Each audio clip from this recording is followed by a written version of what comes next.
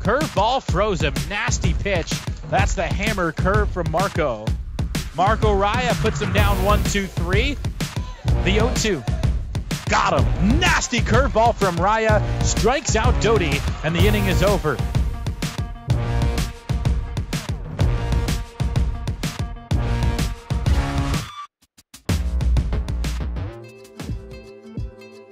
What's up, Marco? What's up? How's it going? Good, how are you? So yeah, let's talk about your upbringing a little bit. Born in Laredo, Texas, border town right there on the border of Texas and Mexico. What was life like growing up there? I mean, honestly, it was great. Like, I had a great childhood, a great family. Like, I had my friends, my teammates. I've been playing baseball since I was like 3. So it's just like, I've always had like teammates and stuff like that and like friends to hang out with and play. So like just growing up, like playing outside in the street, like playing baseball, football, basketball, whatever like it may be, just there's like so many fields, like probably majority of the fields in Laredo that like are like more dirt than grass. Like they're like not the best fields, but I mean, it's like you gotta work with what you got and like just make the best out of it. So what was the dynamic like playing sports and being competitive in the household? I mean, yeah, it was competitive. It was actually very competitive because I mean, like in the slightest thing, it could be like down to when we were eating, we would sometimes play races just to see who would finish first. What lessons did you learn from your parents? I mean, my parents like taught me, just raised me well, like just pretty much I couldn't ask for better parents. Just they would always tell me treat the CEO just like you would treat the janitor, just like you would treat the CEO. So really, I know like money was tight growing up. Like I would travel by myself. I started traveling by myself when I was around, I want to say 14, 15 in tournaments to Florida, Georgia. Like I would fly by myself just because like we didn't have the money, and like they would sacrifice like paying like my flights and stuff to get there. But like so I can actually go and like have an opportunity to like play at the next level. So, like I can't thank them enough for that. Tell me about the mental battle of going into a COVID draft, not knowing if you were going to go to pro ball or go to Texas Tech. I mean, I really didn't mind going to school. Like I didn't have a problem with going to school, but so it was either or. Like either way, for me, it was gonna be I was gonna make an impact in Texas Tech or I was gonna make an impact here. So it was just like whatever the plan was, and I was gonna roll with it. Let's talk pitching a little bit.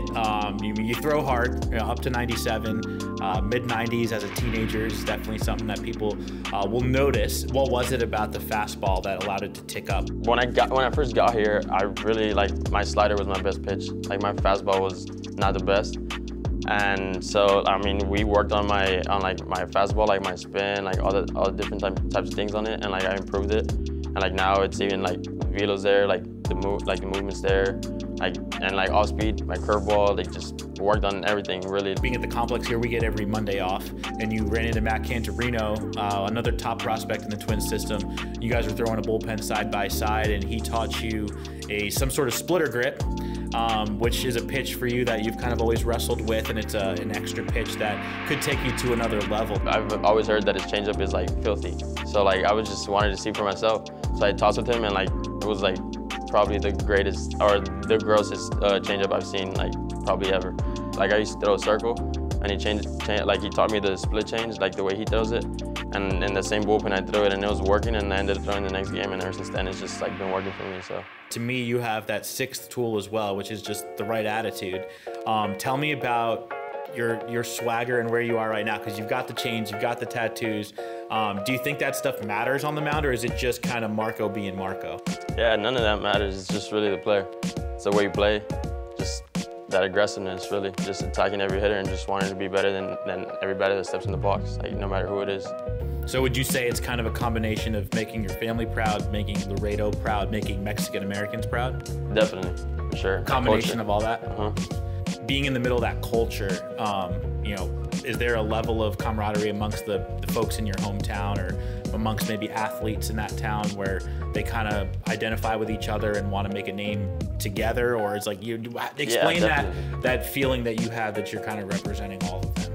I mean, it's great. It's a great feeling. It's one of the best feelings in the world, honestly.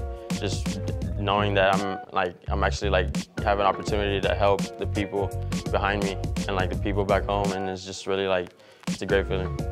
Tell us about the tattoos. When did you get them? Was there meaning behind some of them? I've wanted tattoos since I was in high school, and since my sophomore year, I've asked my parents, and they've always told me no. Like not when you're living with us, not under our roof, or like until you get your own money, you can get whatever you want. So as soon as I got drafted, like when I ended, like I just went and started getting my tattoos, and I got my sleeve within like a month. Appreciate it. Appreciate it.